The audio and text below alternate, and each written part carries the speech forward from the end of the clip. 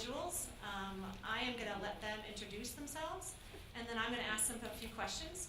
As we're doing this, I want to make this kind of casual, so if you have a question while we're talking or in between questions, please just raise your hand. And hopefully you'll get to know a little bit about these people, who they are, what they do, why they love it, and how you can do it too. So why don't we start first with Quentin? Tell us your story.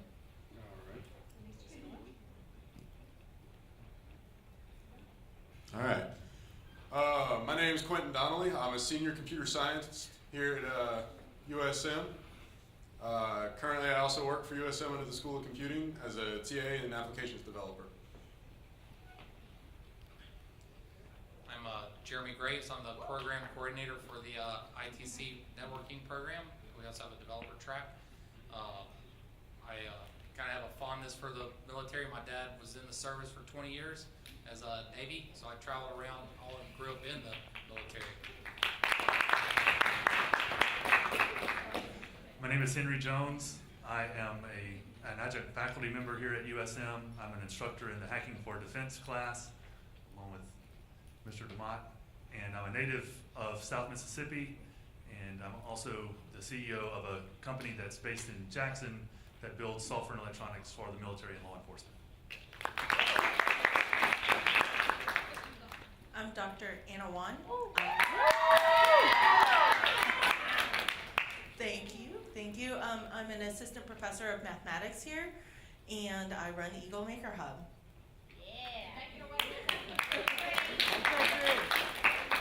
Hi, my name is Kyla Reagan. I'm an undergrad student for electronic engineering. I also do research for the TKX as well. I'm Dan DeMott. You already heard from me, but Ms. Kyla was also one of my students in Hacking for Defense, so you should ask her about her problem-solving idea she had with Team Targaryen. I thought that was a show.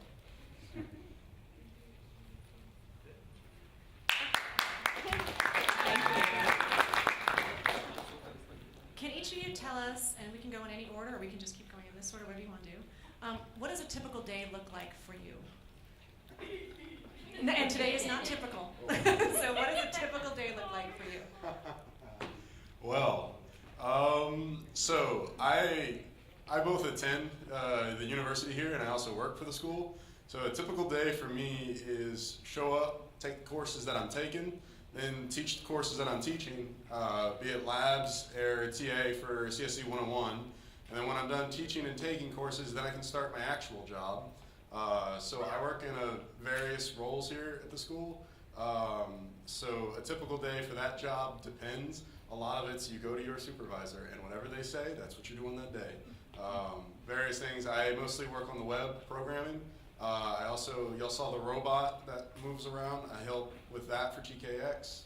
So, I'd say 8 to 2, I'm teaching or taking classes, and then after 2, I'm programming. That's my typical day. Do they pay you to teach?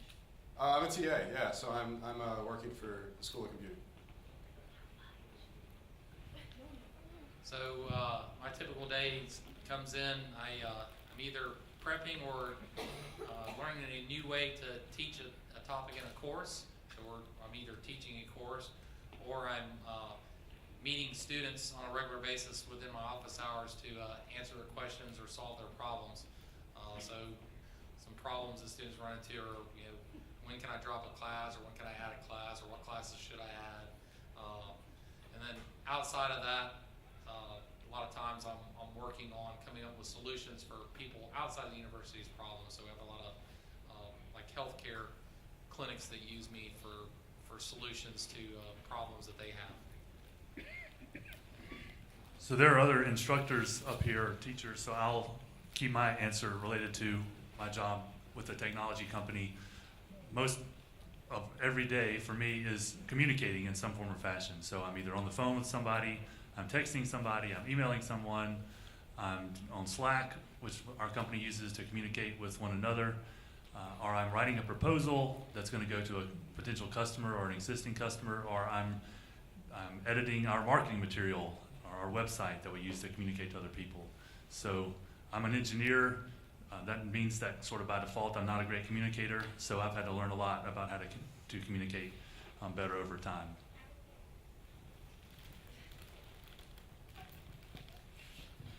So on a typical day, I'm 3D printing, finding different things to 3D print when I teach mathematics. I also research, so I'm primarily a researcher here. So I research different ways to incorporate 3D printing and digital fabrication into teaching. I'm a student, so I usually go to classes during the day, and then in the meantime of it, I go back to my office. I work on the 2 assignments that I have right now for the research, which is building an Arduino lab and then working on the Morale bot.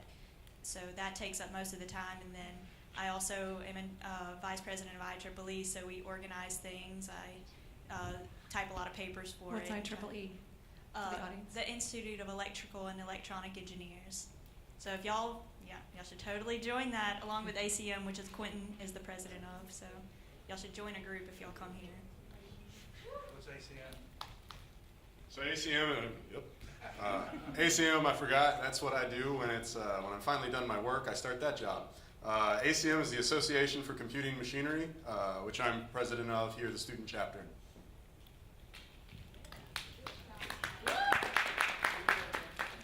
Well, my typical day is I go to a lot of meetings. All right, so I do that, and I spend a lot of time talking to students about great ideas, and if they're real or not.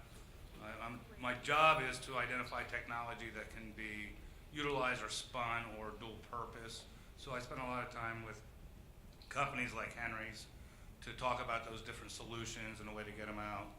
And then because of my background, I'm usually the DoD liaison person because I understand the lingo and technology within DoD. So that's pretty much it. Can you talk a little bit about maybe other degrees or jobs you considered in the past? And I'm specifically interested in how did you end up on this path? And was it sort of your first choice, or did you happen upon it? So a little bit more about, we don't all have point A to point B, school success. So I'm curious how you got where you are now, and if there were some detours along the way.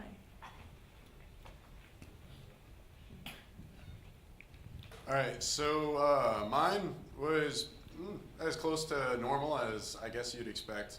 Coming out of high school, I thought I was going to go into, actually at first, communications, because I was a broadcaster. That was like how I got my first introduction to computers, was I was in broadcasting.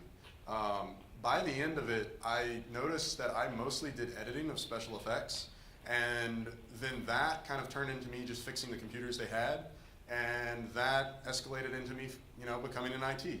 And then when I finally left high school, I thought, well, I don't want to do this whole communication stuff, so I'm going to go into this computer stuff. And, said computer science. Yeah, that one. Didn't know a thing about it at the time, just thought computers and science, that must be what I'm doing right now, right? So then I was going to go to another university in it, and through some just visiting universities, eventually I came to USM. I met with a professor here at the time. He kind of showed me around, and I fell in love with it ever since. And now I've been in it for 3 years and some change, about to graduate with my bachelor's.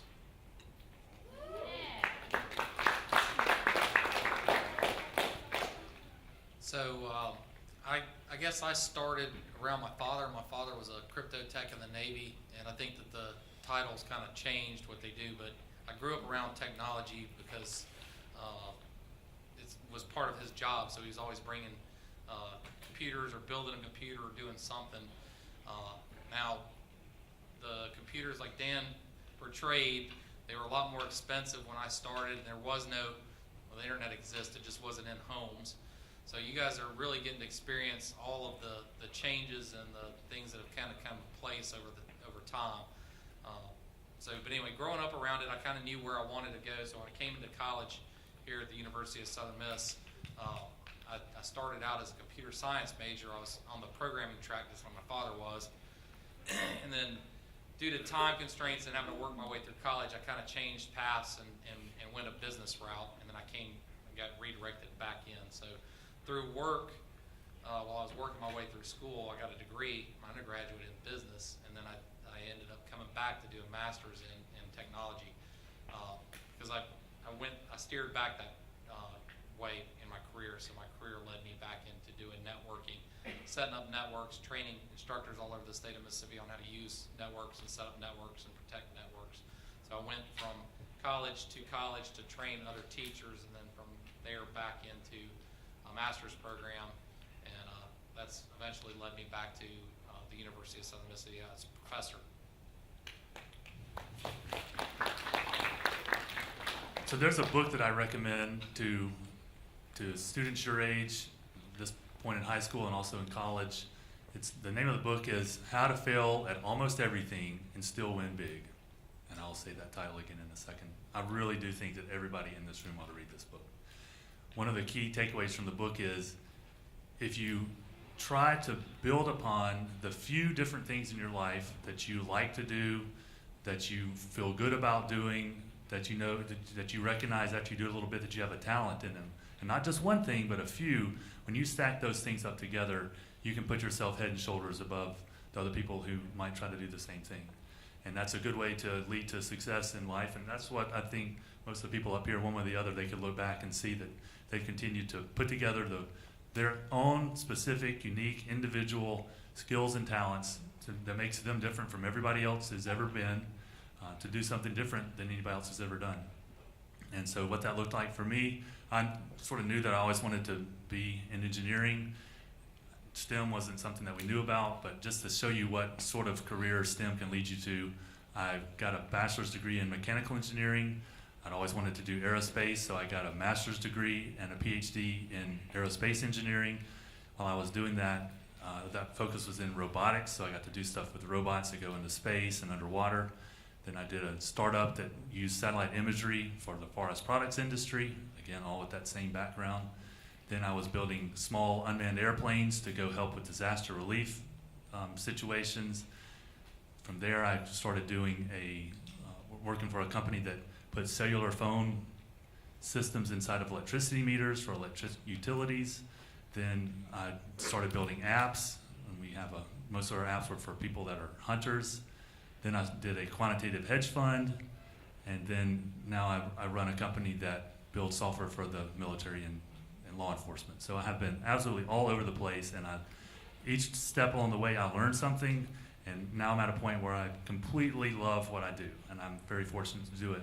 But it was because I continued to take steps that were in a direction that moved me a little bit closer to that unique set of skill sets that fit just me. So again, the name of that book is How to Fail at Almost Everything and Still Win Big.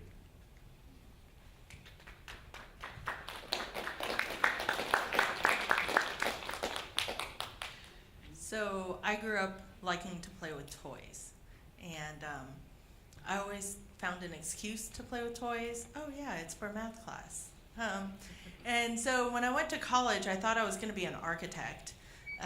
But then you find out that your first 5 years after you get your architecture degree would be to be a draftsman. And you work in someone else's firm and you don't get to create. So I thought, well, I like to play with toys, and I think I'm okay with kids. So then I decided maybe I'll be an elementary school teacher, because then we could play with toys and learn. What I realized was I didn't do well with kids that don't have logic and reasoning yet. So I became a high school math teacher. So I taught high school math for 5 years, and then I wanted to do more and went to graduate school and got a PhD in math. Now I research 3D printing and back at making toys. Yes, question. Sorry? I was a high school teacher in Los Angeles. They like you even more.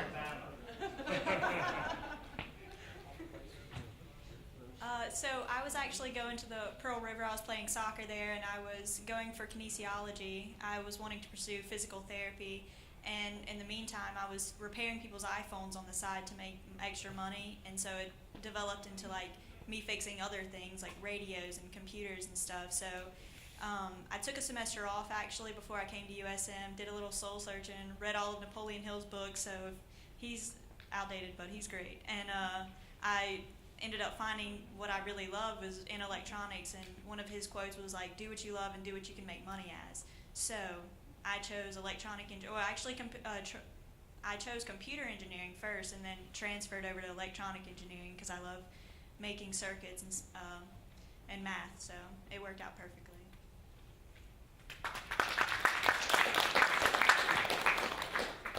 Well, I'm not a rocket scientist. Well, first I started working for the government in 1978, and then I stopped working for the government, and I still am working for the government. But my first college class was the Central Texas Community College in Germany in 1981. And when I finally finished going to school was December of 2013. So that just tells you how long people that change and evolve about learning about what it is that you need to know to be successful in life. And Henry talks about reading the book that he told you about, but the one book that I remember is Who Took My Cheese, which is a very short read, trust me, to find out nobody really took anybody's cheese. But you know, you have to find out what you're passionate about, and when you find out what it is that you want to do, you got to be the best at it. And you're always going to have competition. And when I was a staff instructor way back when, I remember showing up for my first day of duty to teach young people to be explosive ordnance disposal technicians, and I had an Air Force co-instructor, and I said, I'm the best that there'll ever be at EOD. And he just looked at me like I was insane. You know, and I says, well, you know, when I came through school in 1980, you're an instructor here. Now it's 1992, and you're still an instructor. So I guess I am the best at what I did. But I learn something every day, so and it's never stopped. So that's all I can add. Excellent, thank you. Hopefully a easy, quick question. Who was the most influential person in your life that's not a relative? Who has been the most influential person in your life that's not a relative? So you can't say your mom. She's a relative. That one wouldn't be it, I don't think. Let's see, not a relative, most influential. I'd have to say, so growing up, I played a lot of soccer. Played very competitively, traveled around the world playing. And at some point, I sustained an injury that ended my career there. So my coach under that one, because I was still stuck on that team while we were still traveling around. So I still stayed on that team as a reserve man, obviously couldn't play anymore. And my coach during that time period was probably the most, you know, even though I had to do a complete 180 shift and couldn't play soccer anymore, he was basically like, hey, turn your path, find what you want to do, and outrun everyone. So by all means, I'm still doing what I did in soccer. I'm still just outrunning everyone. So I stuck to doing that.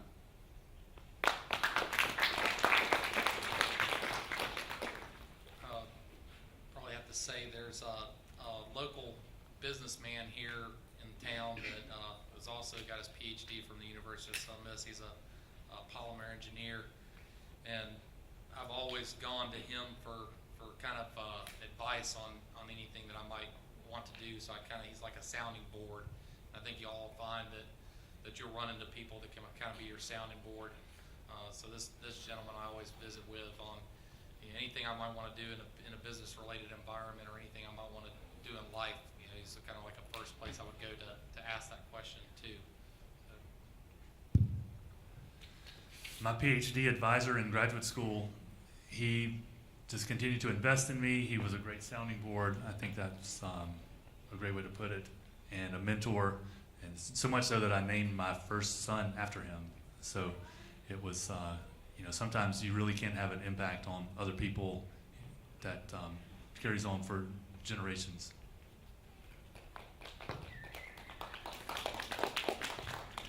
Probably my pre-cal teacher. I took pre-calculus 4 times, by the way. And I'm a mathematician, yes, I know. A good thing my department chair's not in the audience right now. So he was my pre-calc teacher the 4th time I took it, but I was 16. So he has been encouraging. There were many times when I thought, oh, do I know what I'm doing? Should I be setting up a 3D print lab when I have next to zero experience? And he said, sure, why not? And it's the sure, why not? And have no fear.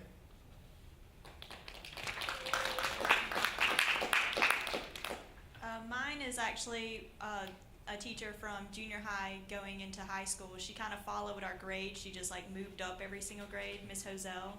And sometimes I would call her my aunt, my mom. Like I'd stay after class and just hang out with her. And that's how I actually got good at math, is just because I would just sit around and talk to her. And then I'd end up doing some math in the meantime. And so she was extremely influential. She was Pentecostal, so she was extremely religious, or not extremely religious, but really set in her ways. And her morals and values kind of leaked onto me when I hung out around her.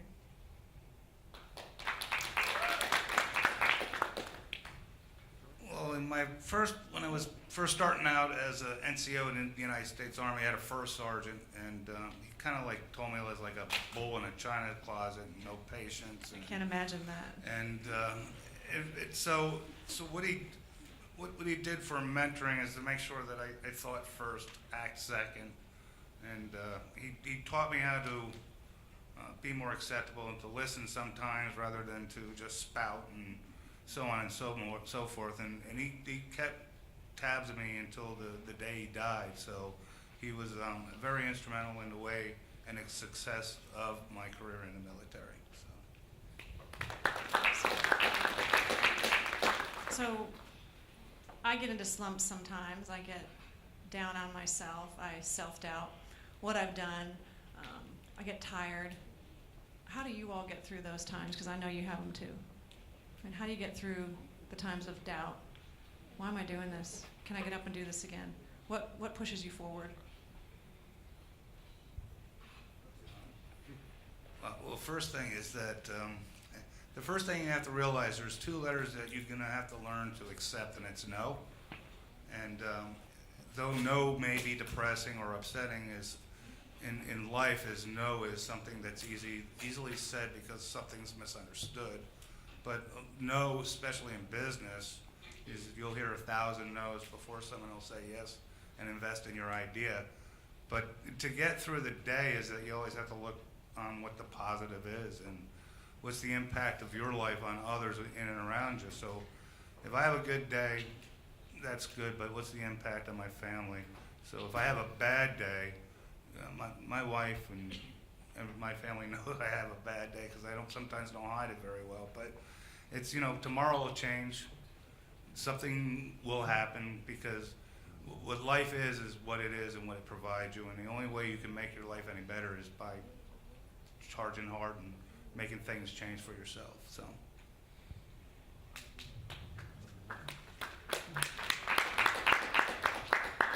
So I'm a pretty optimistic person, but some days I do have my down days, and I like to go for a run. I'll go get lost in some trails on Longleaf Trace and just go for a run until I literally am so exhausted that I can't think about it sometimes.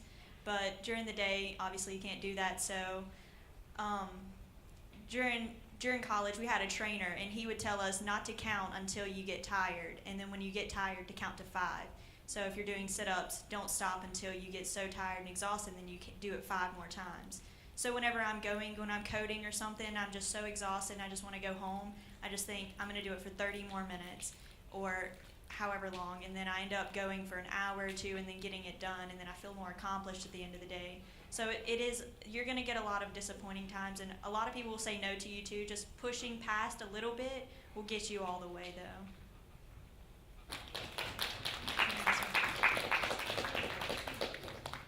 That's actually really good.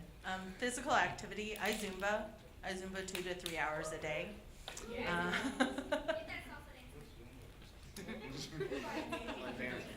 Danny should do it.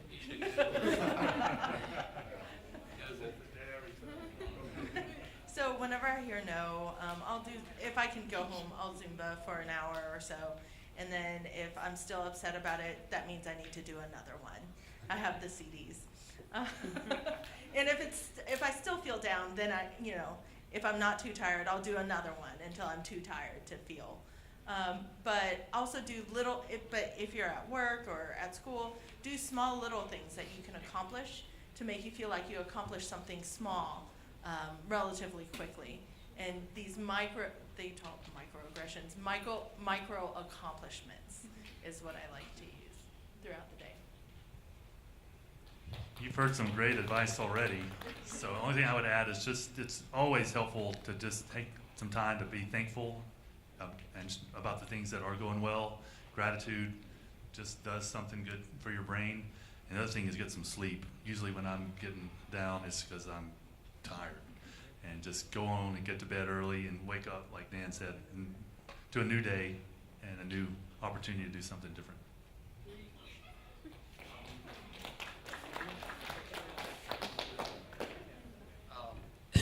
So being in this IT field, whether it be coming to teach students at USM, I think the times that we deal with problems in the IT field, you kind of wake up to a problem, deal with a problem in the middle of the day, you have another problem at the end of the day. So I don't have a whole lot of time to self-doubt or worry about what I'm doing, but when I do have those type of situations, because we're dealing with everybody else's problems, we don't have time to worry about our own, right? So when I do have those type of situations, I've got a 66 Mustang I like to crank up and drive around somewhere. So that's a good way for me to de-stress, is to get away from everybody else and kind of get on the road. Yeah, so I'd agree with everything that was said. My only thing is that when I get down on myself, not about tasks, but just in life, then my thought is a lot of things are external and you can't control them. You only control a very finite subset of that, but you can control yourself and how you think, how you see things. So master the way you think, master your own mind. And if you do that, you can make everything else work. So that's my policy. Those were some awesome answers. Really good advice. I'm going to ask one more question and then allow you all to add other things and then open it up for other questions. What advice would you give to your 16-year-old self? So if this was you out here, what advice would you give to little 16-year-old Henry out there? What would you say? So how can they accomplish all they should? There's so much, look at all that potential sitting out there right now. What would you do if you were in their seat? Yeah, you go first. Give me a sec. You're just 16 at that one. Exactly. That's like 4 years ago. I'm familiar with how bad I was. I haven't forgotten yet. So I think I would go back and tell myself to take and put half of everything that I ever touch in a monetary fashion somewhere I can't touch it. I'd have a lot of money right now.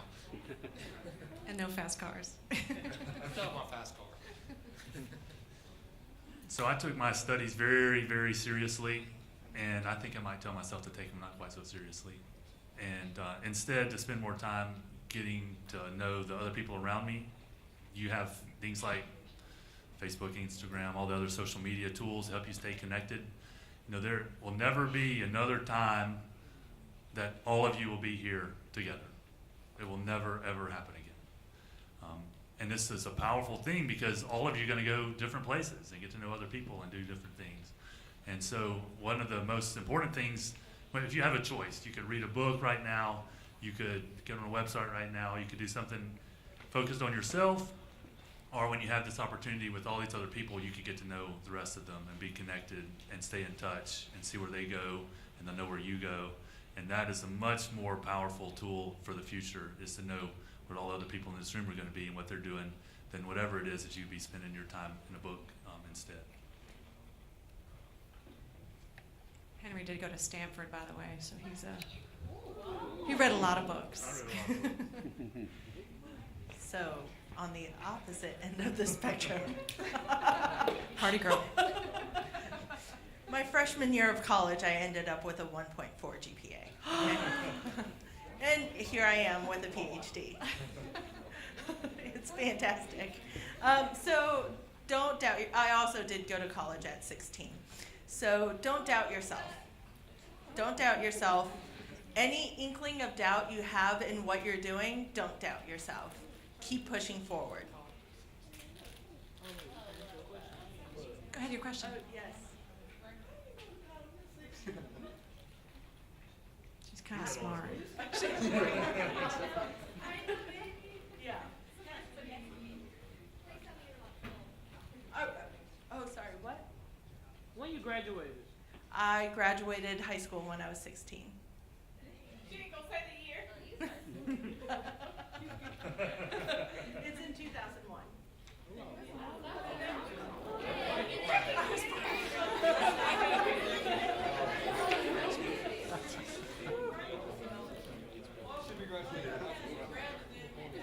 I did, so in high school I did what's called dual enrollment. So, actually no, I had a very strong mother. A very strong, strict mother who came to school with me and made sure I turned in homework. Yeah.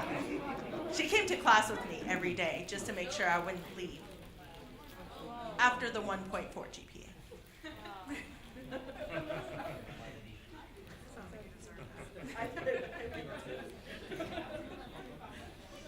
I would just say to try to find yourself, try to learn who you are and stuff, because I still ask people till this day, what would you say to someone in a job interview? What are you looking for and what are your values and what makes you you? So the sooner you find that out, the sooner you're going to be set on your journey, because you'll get 20 years down the road and something that you hate just because you thought it was a good idea at the time when you were 16. And that's not the case. You have to do a little soul searching, try to find out what you want to do and who you are, and read. That is the main thing. Just read a lot of books, self-help books, self-interest books. Just make sure that you're very knowledgeable when you make decisions. I tell myself that no matter how cool it sounds to jump out of a perfectly good plane that can land on itself, that I had to do it. So, but what would I tell myself? God, unlike Ann, my father was a police officer who drove by the school. However, I kind of like didn't go to school. I mean, I went to school, just classes I liked. So, but you know, it was pretty much would have been learn patience a little bit better when I was in my early 20s rather than fly off the handle sometimes. So, patience, patience, patience. Oh, that's right. I guess it comes back around to me. So, advice that I give myself when I was 16 / I probably still need to give myself this advice now, is if you come to me with a job, I'll probably accept it. I'll probably do it on the spot. What I tell myself at 16 is that I have more time then than I'll ever have at any point in the future. You have more time now than you will have at any point in the future, period. So what you do at that time is very important. And the way you should prioritize that is think about where you want to be in the future and who you are and what you do. Now, weight those tasks with what you do today. Does that help you get to where you want to get to in the future? And if not, why are you doing it? And if you can't answer that question, you shouldn't do it. So that would be my advice to my 16-year-old self. That's awesome. Time is our commodity. It's the only thing that's finite, right? Awesome.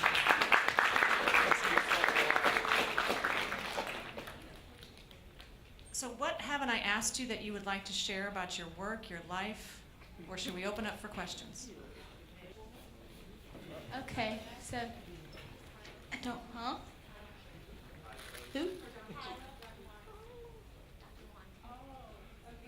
Yeah, the pretty lady. Dr. Wong.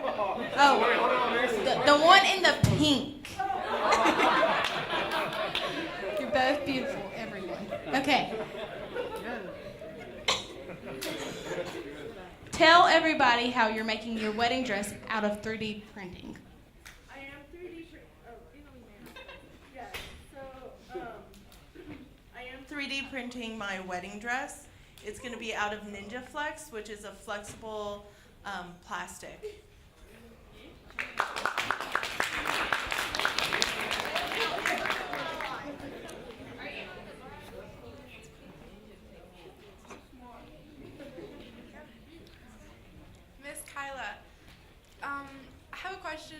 the robot Lily thing. Like, how long did it take you to make it go? I started on it in August, so not long, about a month and a half. Yeah.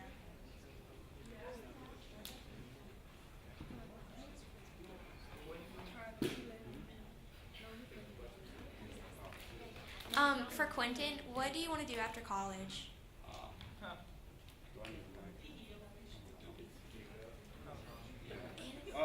So, all right. There we go. All right, so after college, I will graduate in May. So my plan is that when May comes around, or obviously before May, I'm gonna start sending out my application. I'll send it out both to grad schools and I will send it out to industry, and I will take my best offer. What I want to do is I want to solve problems that matter. So I don't want to be working on some web app that I'm currently working on.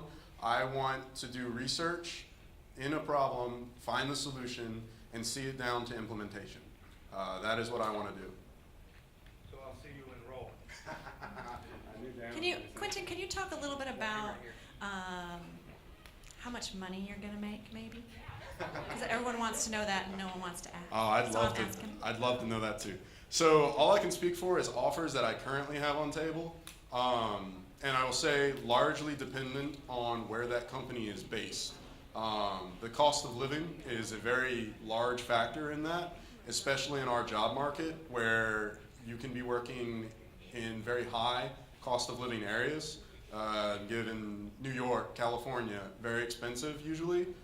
So the salaries go up based on that. So in Mississippi, offers that I've seen currently range anywhere from 50 all the way up to around the 80s. Offers from California and New York start off in the 80s, usually around the 90s. And then after your first, what they call your training period or your evaluation period, you can jump into the hundreds pretty quick. And that's all just entry salaries that I know currently. So you can ask one of them for, normal salaries. And I just want to comment on what you said earlier, which I think is really important, that it's important for you to do things that are meaningful. And I think that's at least what sustains me. I think what I'm doing is really meaningful. And I think a combination of meaningful work, love, and money is a really nice trio. And in cybersecurity, you can help all kinds of people. So anyway, it's a nice trio. Last one for me, but I know a couple of you already touched base on this question, but what made you choose Southern Miss for teaching and or studies? They chose me. Saw Dan was sold. So for me, I came to visit here, and when I came to visit, I met a professor here named Dr. Bond. And when I sat down with him, what I liked was from other colleges that I had visited, most of them were much larger, much higher in scale. So their classrooms were on average hundreds of students in it. And it was, you were a student in a classroom. When I came here, classrooms are much smaller. I'm a little out of touch with the university statistics, but back when I was an orientation leader, we were 16 to 1, which was 16 students to 1 faculty member, which is a much nicer size. I actually got to know my professors, and I attribute that to my success, is that I knew them personally and they knew who I was, so they could invest in me. And that's why I chose USM. So my answer is not the same. My father retired from the military. He was from Collins, Mississippi, so we got to come home and grow roots. So I traveled like every 3 years, all of my life, all the way up to 18. Came back here, got to go to my Oak Grove High School my senior year. So I went to school 1 year in Mississippi, graduated from high school, and then my father said I was going to go to Southern Miss. Now, he didn't tell me that. He got a job here, was close by. A lot of my friends that I made in the year that I was here wanted to go to Southern Miss, so that's where I ended up. Southern Miss is being very progressive with what they're doing with research, particularly with the School of Computing and with STEM. And so they sought out technology companies in Mississippi that also wanted to do progressive, new, cutting-edge stuff, and that connected my company and USM, and I'm really thankful for that. It combined my love for teaching math and my love for the lab, and they gave me a lab to run. So I actually used to come here as a child and tailgate with my dad, and I was a part of like the little Eagles club, so I'd run out on the field and take pictures with all the football players, and so I guess kind of was obsessed with it when I was younger. I even collected Eagles, and but that's not what contributed to me coming here. I enjoy being in this atmosphere, just being in Hattiesburg. There's just a feeling about it that I really enjoy. And being at this university, the people that I go to classes with, we're like a big family. So the first day that I came here, Dr. Buchanan was actually my advisor. And his sense of humor, like, I remember the first day of class, he threw something at somebody just because he thought he wasn't paying attention enough. And I don't know why I loved that so much, but I did. And ever since then, it's just been really great. Dr. Cannon's my boss. Yeah. Dr. Cannon. Why did I come to Southern Miss? I was working for Texas A&M before I came here. So the reality is that I grew up in the state of New Jersey, and Mississippi and New Jersey kind of share some misnomers about who's there and what they're like and lifestyles, and are similar. If you talk about Mississippi, they think we're a bunch of backwoods rednecks, and New Jersey, we're just a concrete jungle. So there's some similarities there, but I came to Southern Miss because I wanted to cap my career of being able to produce something of extraordinary towards technology to make USM #1. And with the coaching of Henry, I think that some of the things that we're doing will actually achieve that in the next 3 to 4 years. So, I had a question. I think I don't remember your name, but how long have you been the CEO of your company? We started the company in 2013, so it's a little over 4.5 years.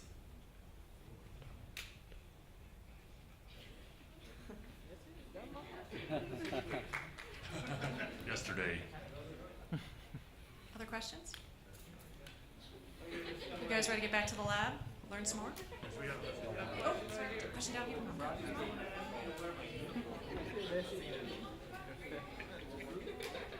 Dan outgrew his uniform.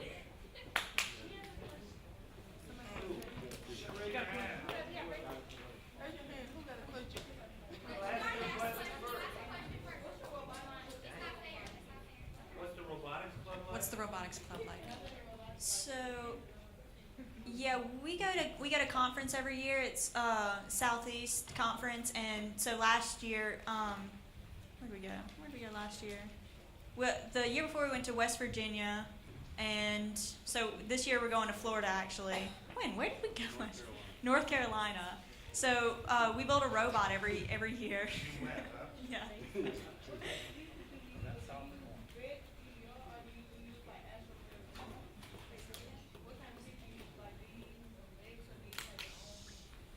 On pieces, like to build the robot.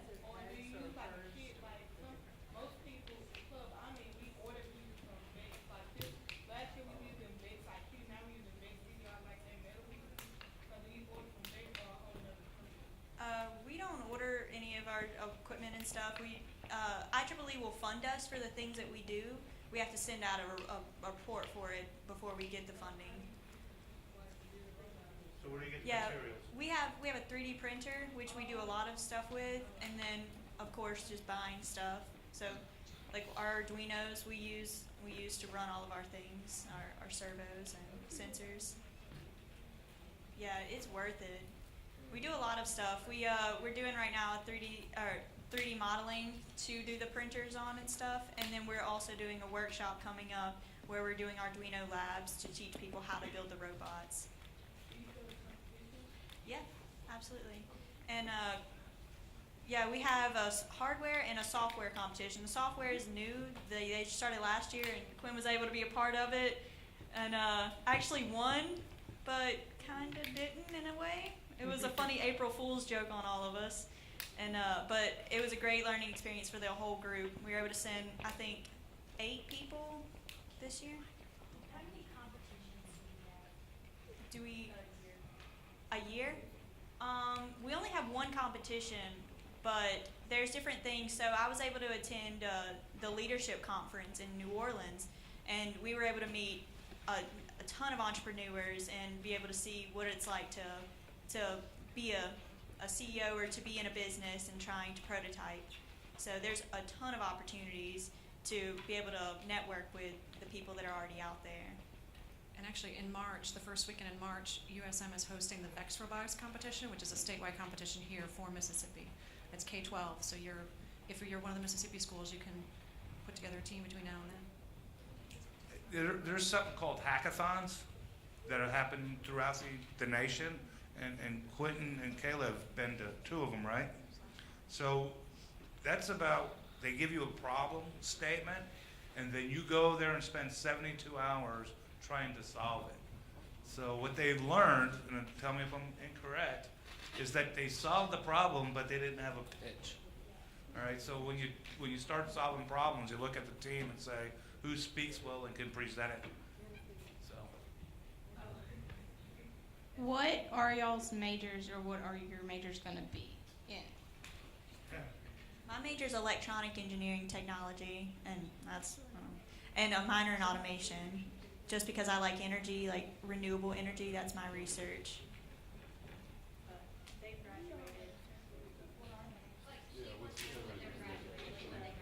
Oh, I think it was just what our degrees were. So my undergraduate major was elementary education, and then, they're cute. And then my PhD is in mathematics.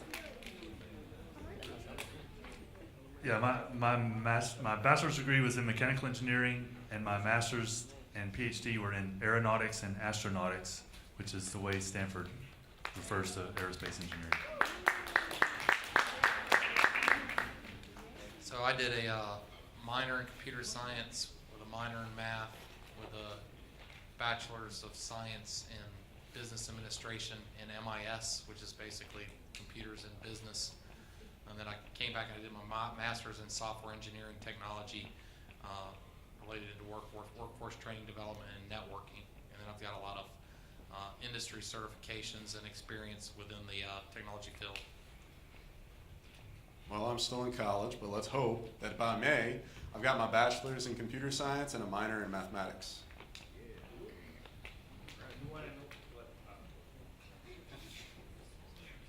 How important do you think 3D printing is going to become in the future?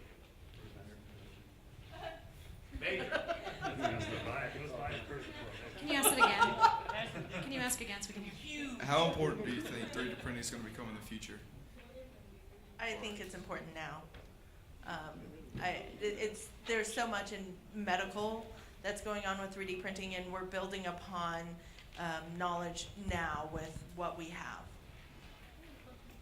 There's actually, so they have 3D printed casts, which are supposedly better for you as well. So there's small stuff like that is really developed. And then also circuits. You can make circuits now from a 3D printed, just slapping on some conductive material on it. You all know that the military deploys 3D printing to the battlefield for rapid deployment of quick fixes. So the biggest problem that I see with 3D printing, especially for the DoD, is ruggability of the material that they're currently using. And I actually have 3 degrees. So none of them in computers, well, 1 in computer science. They actually have a conference every year for 3D printing, so there's like a big gathering of like all the 3D printers and developments and stuff, so I would look into that. It's pretty cool. All right, can we give this panel a big round of applause, please? You guys are amazing.